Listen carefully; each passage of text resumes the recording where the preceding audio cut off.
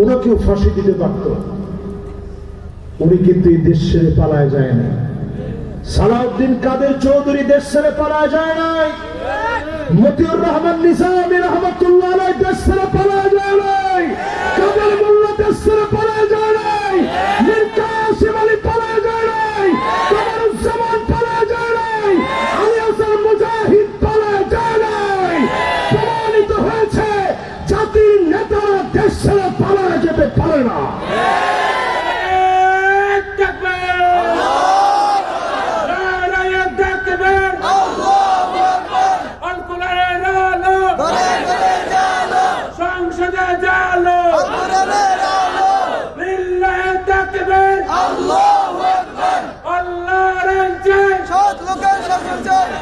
লোকের শাসন চাই,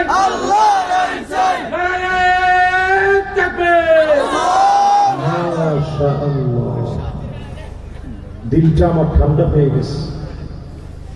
এই যে আমি কথাটা বললাম, আল ইবতিলা আসাদ্দুন নাসি বালাআন আল আমবিয়া সুম্মাল আমসাল ফাল আমসাল।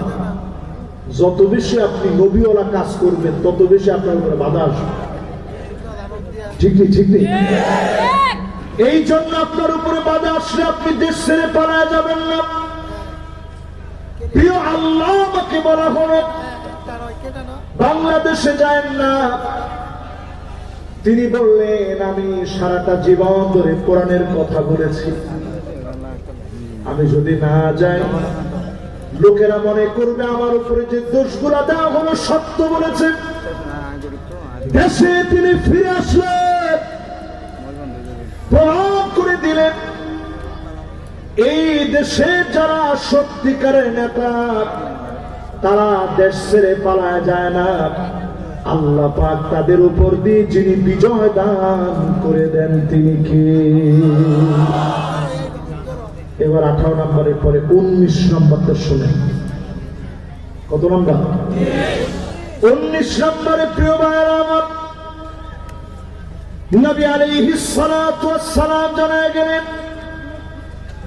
এমন সময় তোমরা দেখবা হাত্তা তুরাল আরদু দামান, সারা দুনিয়ার ভিতরে রক্ত আর রক্ত পড়ে থাকবে, মুসলমানের রক্ত পড়ে থাকবে। আর বেশিক্ষণ না লাগিব, যারা বসছেন হাতের ঘড়ি ধরে আর 15টা মিনিট শুনবেন। ক মিনিট? একখানে ঘর হরি হন। ক মিনিট? এই 15 মিনিটে, যেহেতু অনেক দূর দারাজ থেকে আপনারা আসছেন, বেশি রাত পর্যন্ত আপনাদেরকে আমি কষ্ট দিব না। এই 15টা মিনিটে আমরা বাকি আর আছে কয়টা?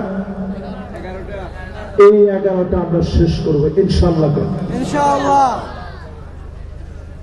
এই 19 নম্বরে বলতেছিলাম সারা দুনিয়ার ভিতরে দেখবেন জায়গায় জায়গায় রক্ত পড়ে থাকবে। এখন আপনি তাকায় দেখেন সারা দুনিয়ার ভিতরে কি পরিমাণ রক্ত মুসলমানের পড়ে আছে। সারা দুনিয়ার ভিতরে মুসলমানের রক্ত ছুটতেছে। এর নাম গাফলতি। এখনো আমরা সজাগ হইনি, এখনো আমরা জেগে উঠি নাই। মুসলমান এখনো জাগার সময় হয় নাই। কাশ্মীর কাঁদতেছে, ফিলিস্তিন কাঁদতেছে, সুদান কাঁদতেছে। আমার জায়গায় জায়গায় মুসলমানদেরকে মারা হচ্ছে। আজকে যদি বাংলাদেশ জেগে উঠে, নবীজি হাদিসের ভিতরে 20 নম্বরে শোনেন পূর্ব দিকের বিজয়ের কথা নবীজি বলছেন। এই বিজয় যদি বাংলাদেশ দিয়ে শুরু হয়ে যায়, আপনি জেনে রাখেন সারা দুনিয়ার ভিতরে এই বিজয় যিনি ছড়ায় দিবেন তিনি কে? বাংলাদেশ এখন একটা টার্নিং পয়েন্ট আছে।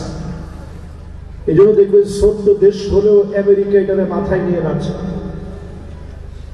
ভারত সব সময় এই দেশের উপর একটা আলাদা নজর রাখে। যত নজরই রাখো,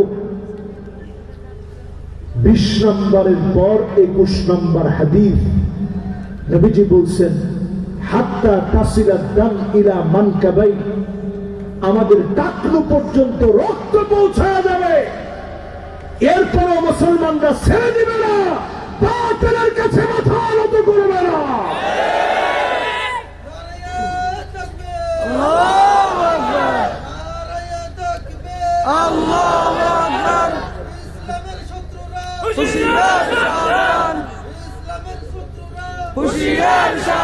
মাশাআল্লাহ, যিনি স্লোগান দিচ্ছেন, আওয়াজ কম হলেও স্লোগানের ভিতরে প্রাণ আছে।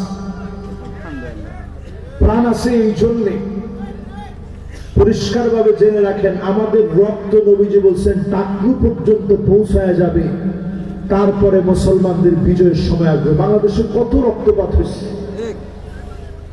এখন সময় এসেছে মুসলমানদের বিজয়ের। জোরে করে আল্লাহু আকবার। 22 নম্বরে নবীজি বলছেন, এমন সময় আসবে তোমরা দেখবে, এমন সময় আসবে লুকা ইবনে লুকা, দুশ্চরিত্র লোকগুলা সমাজের নেতা হয়ে যাবে, মানুষ তাদের কাছ থেকে মুখ ফিরায় নেবে। এতদিন ধরে দুশ্চরিত্র লম্পট যারা ছিল, এরা জুলুম করেছে,